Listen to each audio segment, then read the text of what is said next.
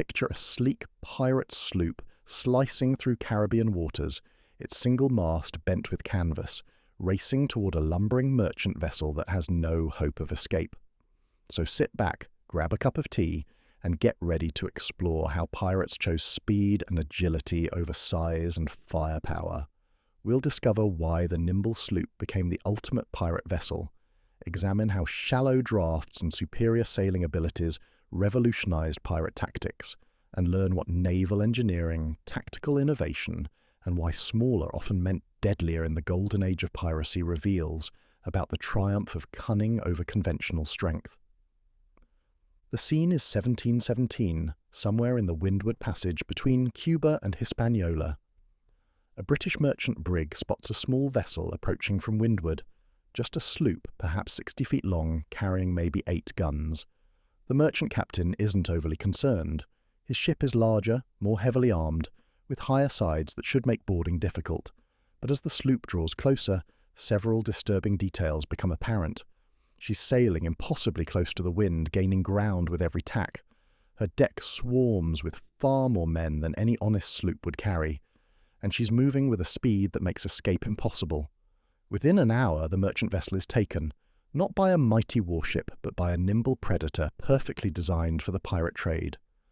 To understand why pirates overwhelmingly preferred sloops to larger vessels, we must first examine what made these ships special. A sloop, in the terminology of the golden age of piracy, was a single-masted vessel rigged fore and aft, meaning her primary sail ran along the ship's centerline, rather than across it like square-rigged vessels. This configuration, combined with a triangular jib sail forward, gave sloops remarkable ability to sail close to the wind, a crucial advantage when chasing prey or fleeing from naval vessels. The typical pirate sloop ranged from 50 to 70 feet in length, though some were smaller and a few larger. They drew only 5 to 8 feet of water compared to the 20 feet or more required by large warships. This shallow draft wasn't just convenient, it was revolutionary. It allowed pirates to operate in waters where naval vessels couldn't follow. Shallow bays, river mouths, coral-strewn passages between islands and coastal waters where larger ships feared to venture. Speed was the sloop's greatest asset. While a merchant ship or naval frigate might make 6 or 7 knots in good conditions, a well-handled sloop could achieve 10 or even 12 knots. This speed came from several factors. The fore and aft rig was inherently more efficient than square sails when sailing on most points of wind. The sloop's lighter displacement meant less water resistance, and pirates, unconcerned with cargo capacity, could optimize their vessels purely for speed. The ability to sail close to the wind gave sloops an almost magical advantage in the Caribbean's prevailing easterly trade winds. While square-rigged ships had to sail large zigzag patterns to make progress upwind, sloops could point much higher, cutting more directly toward their destination. This meant pirates could approach victims from directions merchant captains considered safe, and escape routes that seemed impossible for larger vessels were highways for sloops. Construction quality varied significantly among pirate sloops. The finest were the Bermuda sloops, built from the colony's native cedar. This wood was not only resistant to rot and shipworms, but also remarkably light and strong. Bermuda sloops were so prized that pirates would go to extraordinary lengths to capture them. Their fine lines, careful construction, and superior materials made them the Ferraris of the pirate world. Jamaica sloops represented another major type, built primarily from local mahogany and other tropical hardwoods. While perhaps not quite matching Bermuda sloops in pure speed, Jamaica sloops were renowned for their durability and seaworthiness. Many were built in small shipyards around Port Royal, some by shipwrights who asked few questions about their customers' intentions. Pirates rarely purchased sloops new. Instead, they captured merchant sloops and converted them for their purposes. This conversion process was crucial to creating an effective pirate vessel. First came the guns. A merchant sloop might carry 4 or 6 small cannons for defense.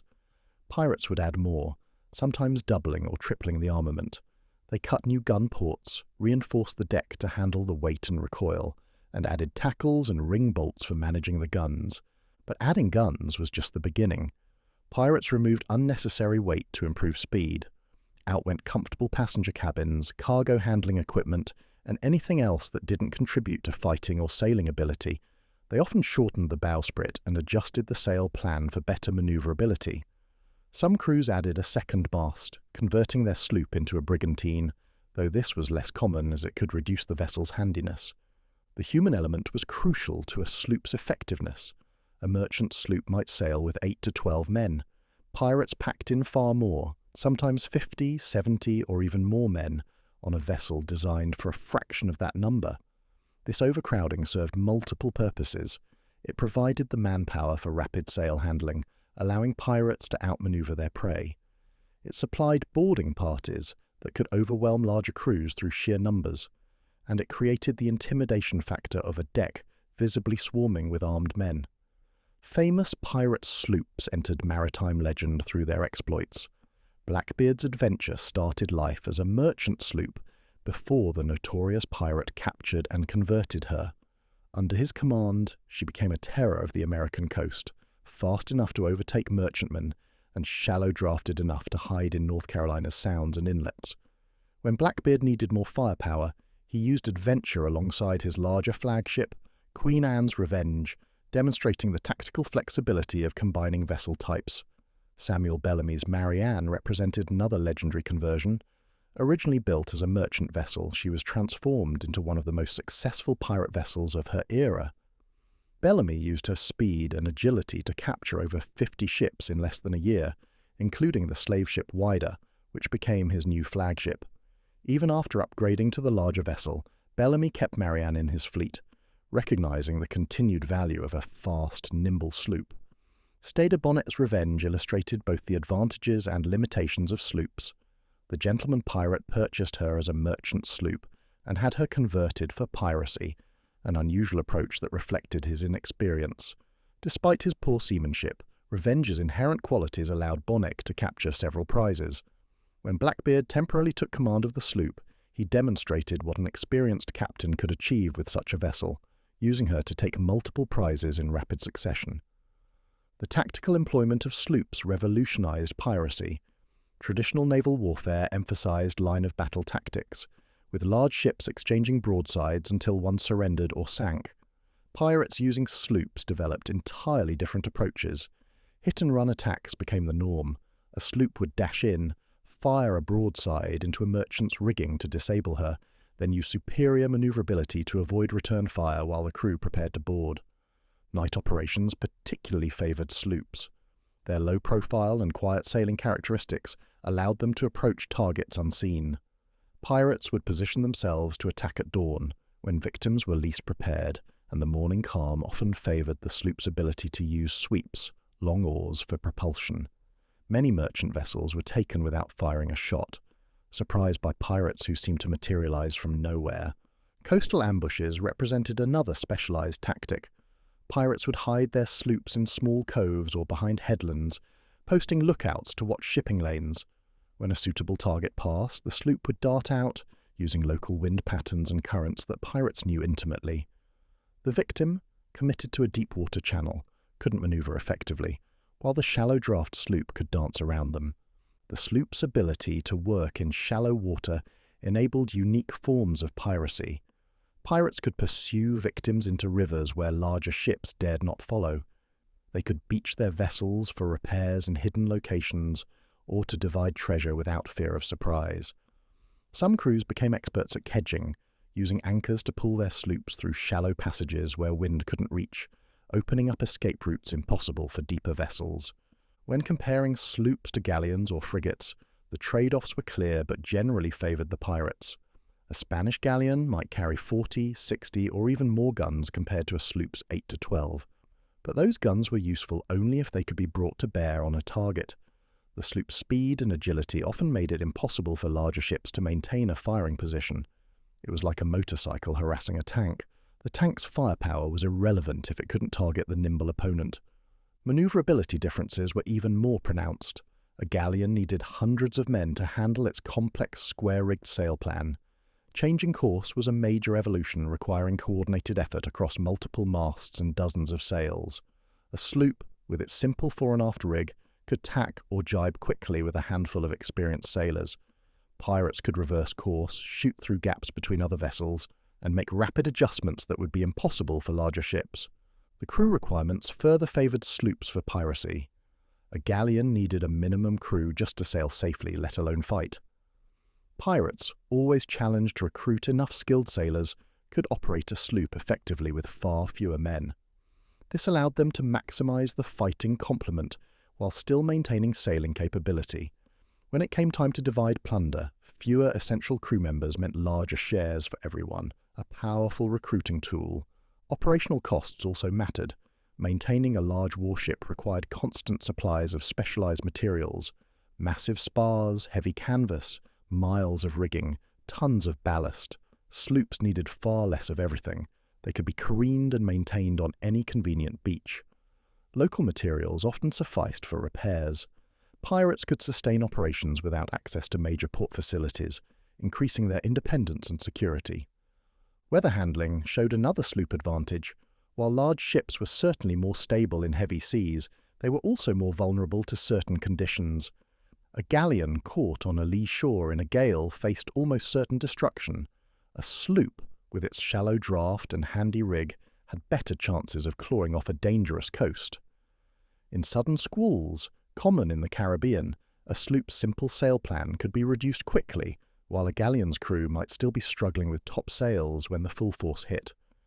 The navigational advantages of sloops extended beyond mere shallow water capability. Pirates developed intimate knowledge of channels through reefs that could save days of sailing compared to deep water routes. They learned to use tidal currents in their favour, timing passages through cuts and straits when the flow would boost their speed. Some channels were navigable only at high tide, providing pirates with escape routes that pursuers couldn't use without local knowledge. Island hopping in sloops opened up tactical possibilities unavailable to larger vessels. Pirates could duck behind one island, sail through a narrow passage and emerge miles away from where pursuers expected. The Virgin Islands, with their maze of channels and small cays, were particularly suited to this kind of evasion. Pirates memorized every shortcut, every hidden anchorage, every reef passage that could save time or provide escape. Light wind performance gave sloops another edge. Caribbean weather patterns include frequent calms, particularly in the morning and evening. Large, square-rigged ships sat helpless in these conditions, their heavy hulls barely responding to whispers of breeze. Sloops, with their efficient rigs and light displacement, could ghost along in winds that left bigger vessels wallowing. Pirates learned to attack during these calm periods, knowing their mobility advantage was maximized. Storm survival, counterintuitively, could favor sloops in certain circumstances.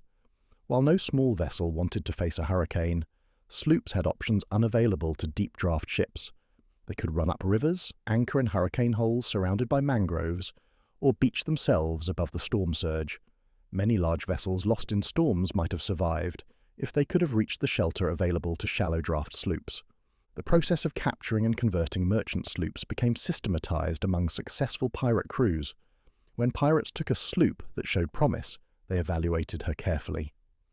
Speed trials against their current vessel determined if she was worth keeping.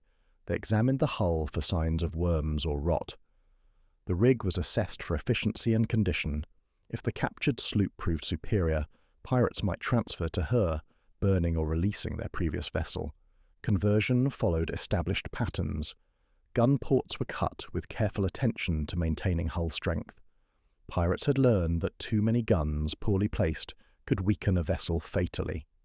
The foremast might be repositioned slightly to improve balance.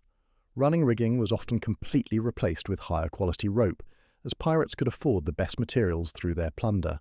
The hull might be scraped and treated with various mixtures believed to improve speed, everything from tallow to exotic Caribbean tree resins. Interior modifications reflected pirate priorities. The captain's cabin was usually retained but simplified. Crew berthing was minimal, hammocks slung wherever space allowed. The main focus was on powder magazines, properly ventilated and secured, and on weapons storage. Some sloops had their holds partially filled with gravel ballast that could be quickly dumped if extra speed was needed for escape. Others carried sweep ports for oars, allowing movement in dead calms. The most successful pirates understood that sloops were tools requiring constant maintenance. In the tropical Caribbean, marine growth accumulated quickly on hulls, reducing speed dramatically. Pirates careened their vessels frequently, beaching them at high tide and scrubbing the bottoms clean. This vulnerable operation required secure locations and posted guards, as pirates were essentially helpless with their vessel grounded. Some remote islands became regular careening spots, with pirates even maintaining hidden supply caches.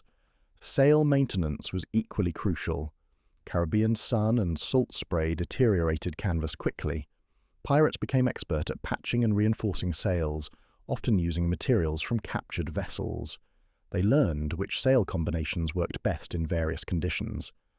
Some crews developed signature modifications, an extra jib, a modified gaff, or unusual reef points that gave their sloop a particular advantage. The arms race between pirates and their pursuers drove innovation. As colonial authorities and naval forces recognized the threat posed by pirate sloops, they began commissioning their own small, fast vessels. Colonial governors issued letters of marque to private sloop owners, creating legal pirates to hunt illegal ones. This led to fascinating encounters between nearly identical vessels, where seamanship and local knowledge determined the outcome rather than firepower. Pirates responded with their own innovations. Some began operating in coordinated groups, with multiple sloops working together. A fast scout sloop might locate targets for a more heavily armed consort. 2 or 3 sloops could surround a victim, cutting off all escape routes. These wolf-pack tactics, centuries before German submarines would employ similar strategies, showed sophisticated tactical thinking. The golden age of piracy saw sloop design pushed to extremes. Pirates, unconcerned with longevity or seaworthiness for extended voyages, modified vessels in ways no legitimate owner would consider. Masts were raked at extreme angles for speed. Hulls were cut down to reduce weight and windage. Some pirates even experimented with primitive hydrofoils or hull steps, trying to make their sloops plane across the water at high speeds. Regional variations in sloop design reflected local conditions and materials. Chesapeake Bay sloops, occasionally used by pirates operating off the American coast, featured different lines optimized for the bay's unique conditions. Caribbean-built sloops often had fuller bows to handle the short, steep seas common in the island passages. Each region's shipwrights developed subtle modifications that pirates learned to recognize and value. The legacy of pirate sloop innovations extended far beyond criminal enterprise. Naval architects studying captured pirate vessels noted their modifications and incorporated successful ideas into legitimate designs. The emphasis on speed and maneuverability influenced the development of naval dispatch vessels and scout ships. Revenue cutters, tasked with preventing smuggling, adopted many characteristics pioneered by the smugglers and pirates they pursued. Modern yacht design owes debts to pirate sloops. The quest for speed, the efficient fore and aft rigs, the balance between stability and performance, all were explored by pirates centuries before recreational sailing became popular. Racing yacht designers still study historical sloop lines, finding inspiration in the clean, purposeful shapes developed when speed meant survival. Archaeological discoveries of pirate sloops provide tangible links to this maritime heritage. The Queen Anne's Revenge wreck site has yielded artifacts showing the kinds of modifications pirates made. Other wreck sites in the Caribbean have revealed construction details, armament patterns, and equipment choices that illuminate pirate operations. Each discovery adds to our understanding of how these vessels were optimized for their criminal purpose. The environmental impact of pirate sloop operations was minimal compared to larger vessels. Their shallow draft meant less bottom disturbance in sensitive areas. The smaller crews produced less waste. The frequent careening, while locally disruptive, actually helped prevent the spread of invasive species that travelled on fouled hulls. Pirates, inadvertently, were practicing a form of maritime environmental management. Cultural representations of pirate vessels often get the details wrong, showing pirates in massive galleons rather than the nimble sloops they actually preferred. This misconception obscures the real innovation and adaptation that characterized pirate operations. Understanding that most pirates operated small, fast vessels changes our perception of their tactics, their targets, and their eventual suppression. The economic efficiency of sloop-based piracy deserves recognition. Pirates achieved remarkable returns on minimal investment. A captured sloop modified with stolen materials and crewed by volunteers seeking fortune, could generate enormous profits. The low operational costs meant even modest prizes yielded good returns. This economic model sustained piracy far longer than it might have lasted if pirates had depended on expensive, hard-to-maintain warships. Training and seamanship in sloop handling became specialized skills passed between pirate generations. Young pirates learned from experienced hands how to get maximum performance from their vessels. They studied local wind patterns, practiced tactical maneuvers, and developed intuitive understanding of their sloop's capabilities. This knowledge transfer created a cadre of expert small boat handlers whose skills were eventually absorbed into legitimate maritime professions. The technological simplicity of sloops paradoxically enabled sophisticated operations. Without complex systems to maintain, pirates could focus on tactics and strategy. The direct connection between helm, sail, and performance allowed skilled captains to push their vessels to limits impossible in more complex ships. This immediacy of control, familiar to modern small boat sailors, gave pirates tactical advantages that offset their limitations in firepower. Social dynamics aboard pirate sloops differed markedly from those on larger vessels. The close quarters and smaller crews created intimate communities where traditional naval hierarchy often gave way to more democratic structures. Everyone could see everyone else's contribution or cowardice. This transparency reinforced the egalitarian tendencies of pirate crews and may have contributed to their effectiveness in combat. The end of the golden age of piracy saw changes in sloop usage, but not their abandonment. As large-scale piracy became untenable, smaller operations continued using sloops for smuggling, wrecking, and occasional opportunistic piracy. The vessels that had enabled the Great Pirate era adapted to new criminal enterprises, their fundamental advantages unchanged. Revenue services and coast guards found themselves still chasing sloops well into the 19th century. Comparative analysis with other maritime criminal enterprises shows consistent patterns. Whether Caribbean pirates, Mediterranean corsairs, or Asian sea raiders, those who preyed on maritime commerce gravitated towards similar vessel types. Fast, agile, shallow draft craft that could strike and disappear. The universal preference for such vessels suggests fundamental truths about asymmetric maritime warfare that transcend culture and era. Modern maritime security forces study historical pirate tactics, including sloop employment, to understand contemporary threats. Today's pirates often use small, fast boats, the motorized descendants of sailing sloops. The basic principles remain unchanged: speed, maneuverability, and the ability to operate where larger vessels cannot follow. Understanding historical patterns helps predict and counter modern maritime crime. The romantic image of pirates obscures the pragmatic intelligence of their vessel choices. Choosing sloops over galleons wasn't about lacking ambition or resources. It was a calculated decision based on careful analysis of costs, benefits, and operational requirements. Pirates who survived and prospered did so because they understood their business and selected tools appropriate to their trade. Environmental factors unique to the Caribbean made sloops particularly effective there. The steady trade winds, numerous islands, shallow banks, and predictable weather patterns all favoured small, handy vessels. Pirates operating in other waters made different choices based on local conditions. This adaptability, rather than rigid adherence to any vessel type, characterized successful piracy. The preservation and study of sloop artifacts continues yielding insights. Maritime museums carefully maintain examples of period sloops, some recovered from pirate contexts. These vessels, whether original or carefully reconstructed, help modern audiences understand the reality of Golden Age piracy. Sailing replicas demonstrates the impressive performance these simple vessels achieved. Educational programs using sloop examples effectively convey maritime history concepts. The straightforward design makes understanding sailing principles accessible. The pirate connection generates interest that educators can channel toward broader historical understanding. Many people first engage with maritime history through fascination with pirate sloops, then develop deeper appreciation for naval architecture and seafaring life. As we conclude this exploration of pirate sloops, it's worth reflecting on what these vessels represented. They were tools of crime, certainly, but also marvels of adaptation and efficiency. Pirates took a humble vessel type, the working boat of fishermen and coastal traders, and transformed it into an instrument of maritime dominance. Through careful modification, skilled handling, and tactical innovation, they made small vessels deadlier than warships many times their size. The sloop's role in piracy demonstrates how technology serves strategy. Pirates didn't choose sloops because they couldn't get larger vessels. Many captured galleons and frigates only to abandon them for sloops.